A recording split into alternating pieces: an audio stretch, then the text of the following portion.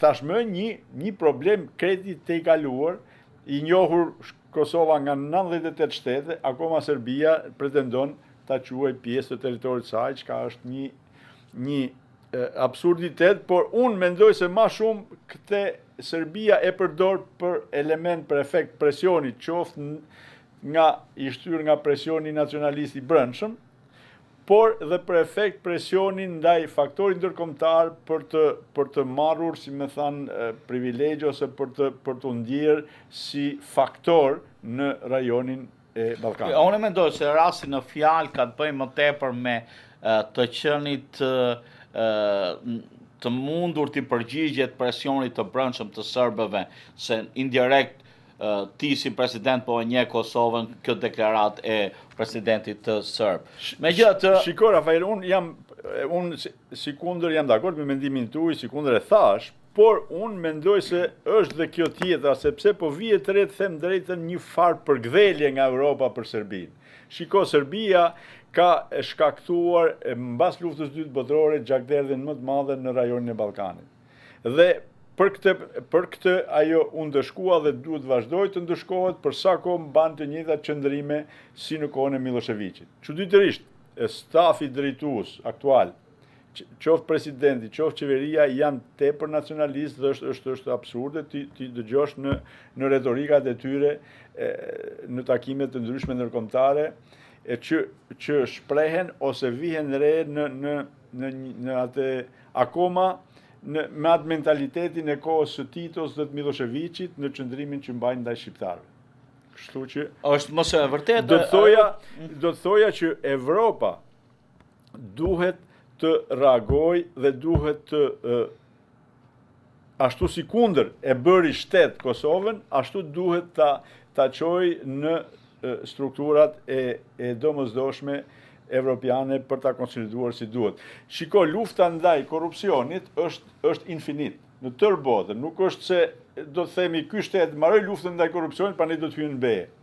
Ky është një kriter që mendoj unë se abuzohet në një farmase edhe nga organizmat ndërkombëtare që thonë lufta nga korrupsionit. Është e domosdoshme, lufta ndaj korrupsionit duhet zhvilluar, por nuk është se mbaron ajo, është në vazhdimsi. Lufta ndaj korrupsionit kemi parë president e një vendi themelues të BE-s-i Franca që dënohen për korrupsion, ose edhe kryeministra gjermane, kancelar gjerman. Në vendet më e lidhë dhe ka korrupsion dhe lufta për korrupsionit është e vazhdueshme, është e përhershme.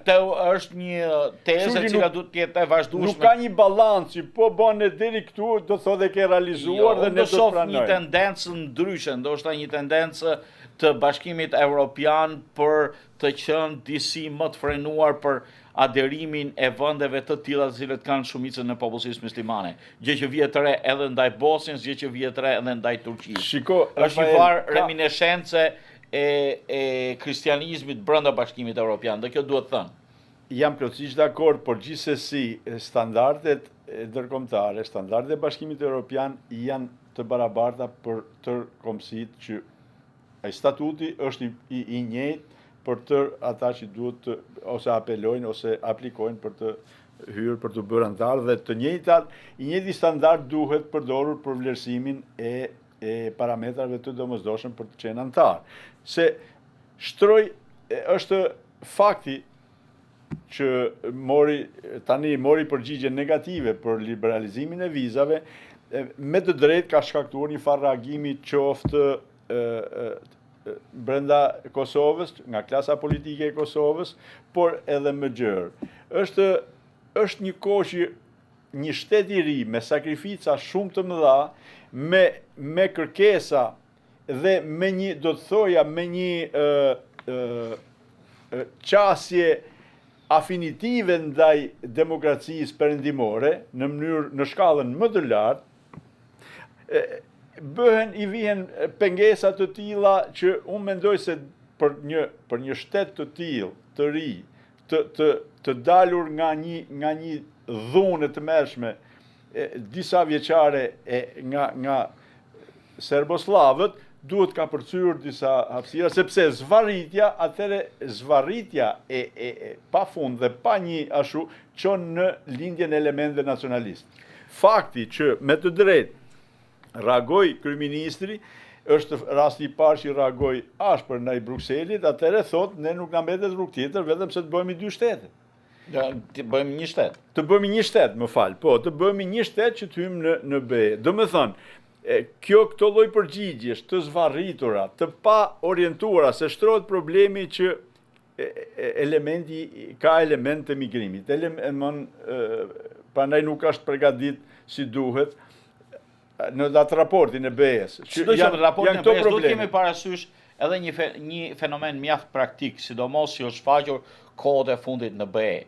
Edhe nga pakicat të ndryshme të popullsisë që po rome apo shqiptare nga Serbia apo nga Maqedonia, ka pasur kërkesa në BE në Bruksel, në Belgjik për më tepër për të marrë të drejtën e azilit. Ndoshta në vështrimin e kësaj situate, Bashkimi Evropian e sheh më me ngurrim futjen e Kosovës, sepse problematikat në Kosovë ekzistojnë, që mundet të krijohet një mundësi që të ketë një emigrim ose kërkesa për azil politik edhe nga Kosova. Ndoshta duhet parë edhe në këtë këndvështrim. Rafael, jam plotësisht dakord, por kërkesat ose tendencat për të realizuar migrim ose emigracion është për shkak të kushteve të tilla ose për një jetë më të mirë.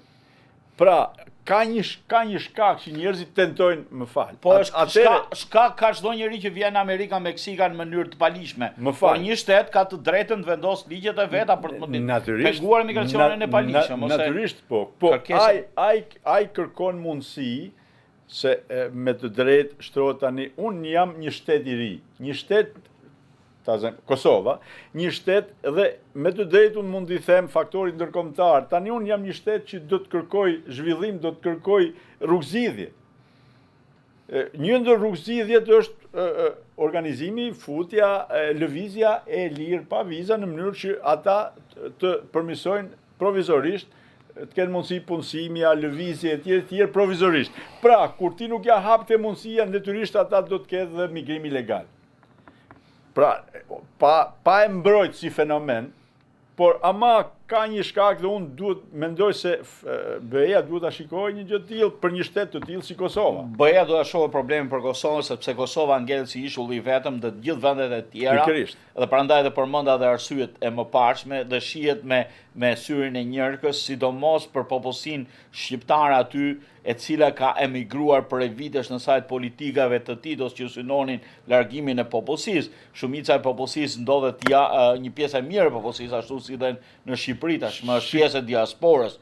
Shkëputja e kontakteve midis njerëzve që jetojnë në vend dhe atyre në diasporë është një nga elementet kryesorë që pengon mos marrjen e vizave për Kosovën. Kjo e bën dhe kryeministin Thaçi, i cili deri tani ka qëndruar nuk është shprehur asnjëherë për idenë e bashkimit të Shqipërisë me Kosovën, ka përdorur këtë si një mjet presioni ndaj BE-s, por të shprehur thelbin e një realiteti. Gjërat kanë një fund. Nuk mund se dakord, kryeministri nuk do të dalë me këtë term, por është le të dali kryeministri me atë term. Më fal, Rafael, duke u zgjatur gjërat pafundësisht, atëre rritet presioni i brendshëm.